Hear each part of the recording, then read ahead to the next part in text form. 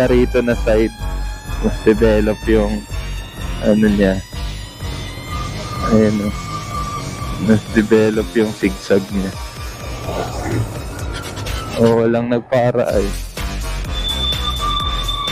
Doon pa paparahin sa ano, kabilang side. Ayan, mas maganda yan dyan. Ayan, mamaya pagkaliko.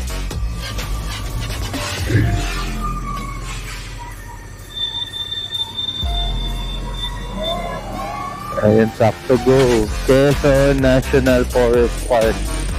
Ayun nga yung sabi ko, tinatrektahan ng DNR. Since 1969 ba pala itong kalsadang to. Hindi pa tayo pinapanganak, meron ng bitukang manok. No, ganun katagal. Ayan, sila yung mga, pag umuulan, meron diyang fault eh. Improve pa nga lang siya ng 1969. So before 1969, meron siyang ano pa, yung road version na hindi improved version.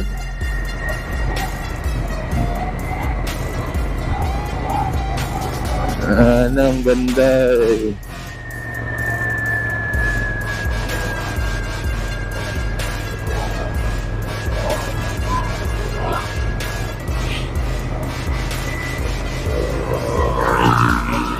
Counterflow.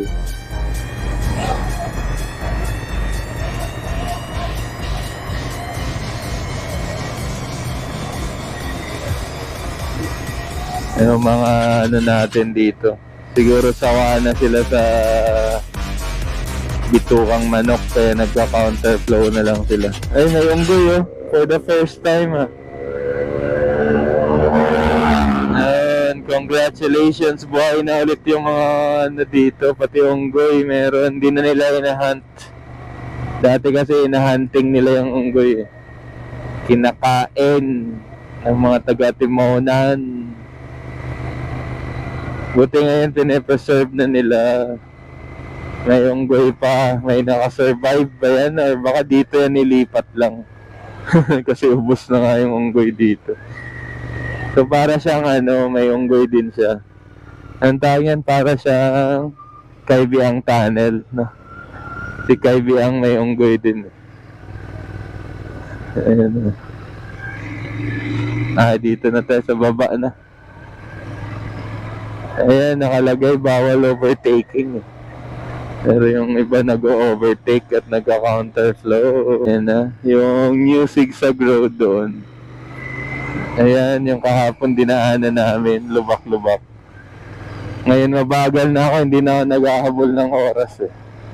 Kahapon kasi ayaw namin gabihin sa sementeryo, pero ginabi pa rin kami. Kasi inantay namin matapos yung pagle-lettering at pagpipintura. Dami nagbabike ng ano, Ondas Ride, ano yun, Ondas Ride. Papuntang Bicol siguro yan guys. Ride safe sa mga siklista natin na nag-Ondas Ride.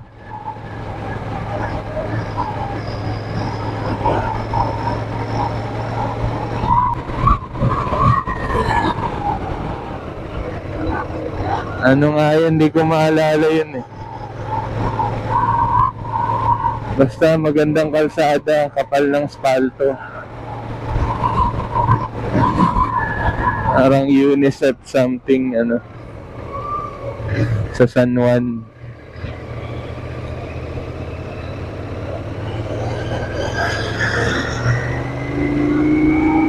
Diversion road siya, maganda guys. Ang lubak mo lang yung patong ng ano, spalto. May end kasi ng patong ng spalto, yun lang yung lubak ng mga kalsada. Di ka gaya rito, butas-butas talaga yung kalsada. Ayan, see you later guys, ano, para mag-vlog natin yung entirely yung trip natin from Lucena hanggang doon. Saka masabi ko kung anong ano yan, yung pangalan ng kalsadang yun, ano. Ito na pala tayo ngayon guys sa may Lucena, Quezon Province. Nasa Lucena na tayo guys. Nalagpasan na natin yung zigzag ng Atimonan.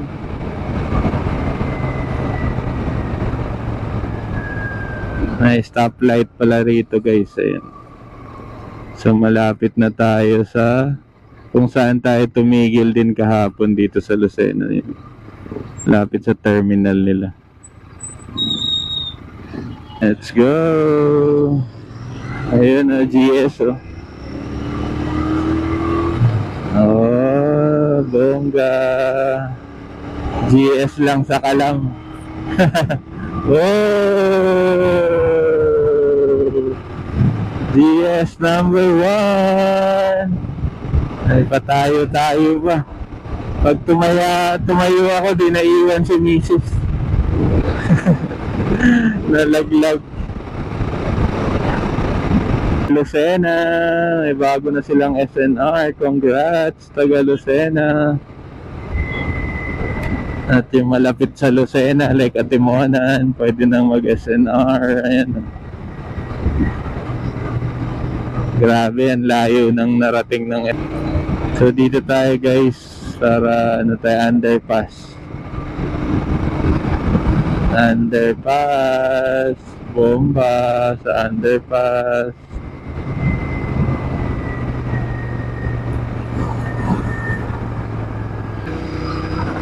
Ecotourism Road yata yun. Parang ganun, yung mga parang dine-develop na road dun.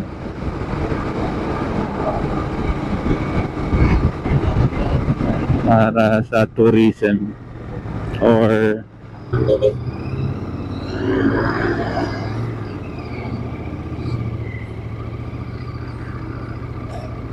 eto na, ang tawag nito ay ano ba ang tawag nito? Baptist Church. Basta eto yung dire-diretso na ano na agad kami sa may Candelaria, Quezon.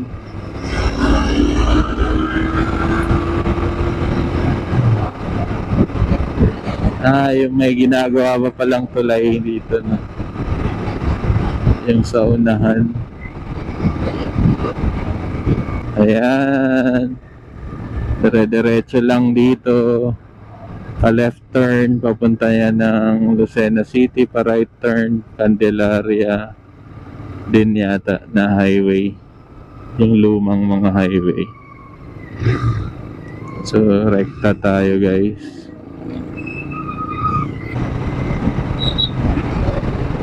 Nasa open spot ka, o bawal mag-overshoot.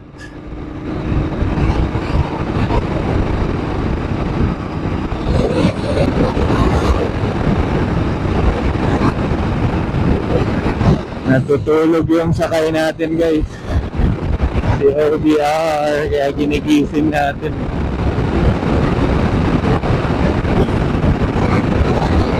Ayan, diba ang ganda guys, dire-diretso na to.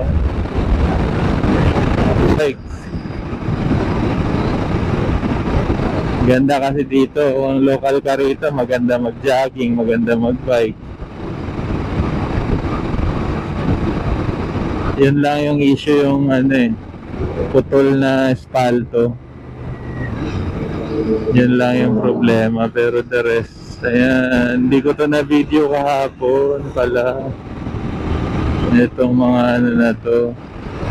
So, ibig sabihin, hindi ko na video yung overshoot namin. Ayan, may putol dito na espalto. Tingnan, mahati ang espalto.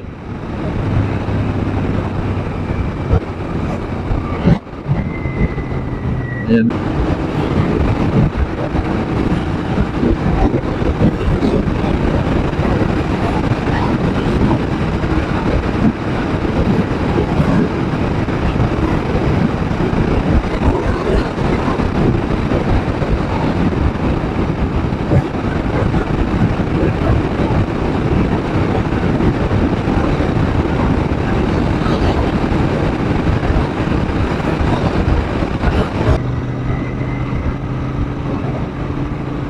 Ayan, hindi pa ito yung bridge na to. Sa unahan pa.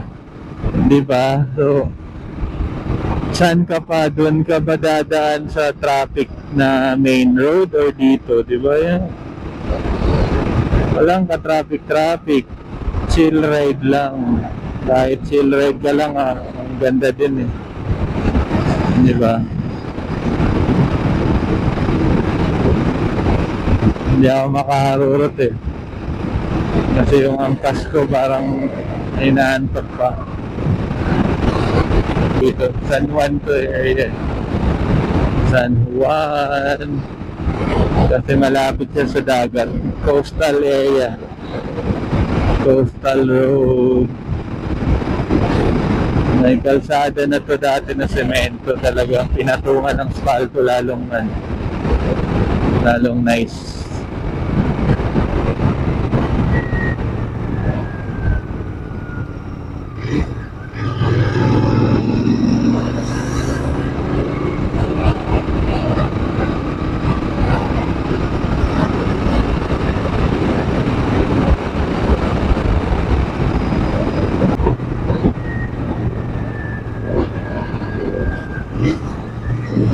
Diba? Napakabilis. Kahit pa nga 60 lang yung speed mo eh, mabilis pa rin eh.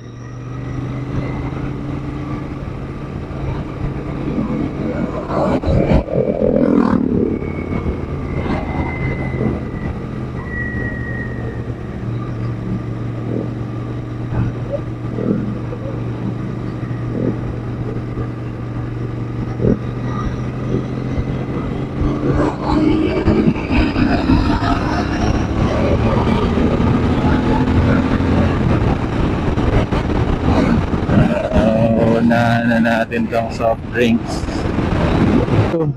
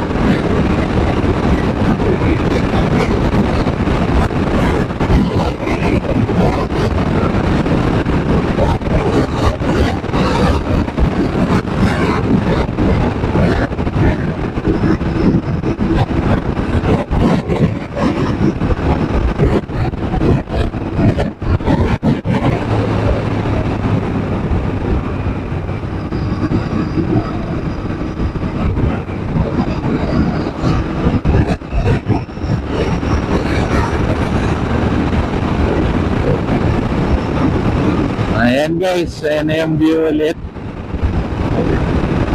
Diba? At sana nag-i-enjoy din kayo sa pagsama ng vlog namin guys. Papunta pa tayong Cavite guys. Nandito na tayo sa San Juan. Ginagawa siguro ng palto.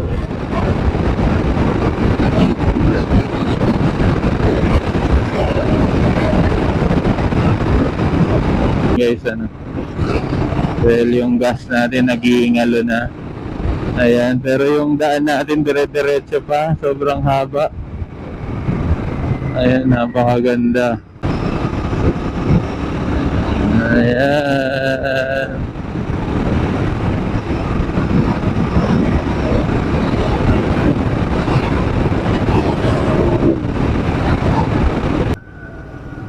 Ha?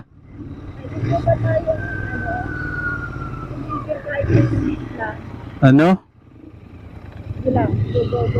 Saan ba tayo? Saan ba yun? Diretso ba?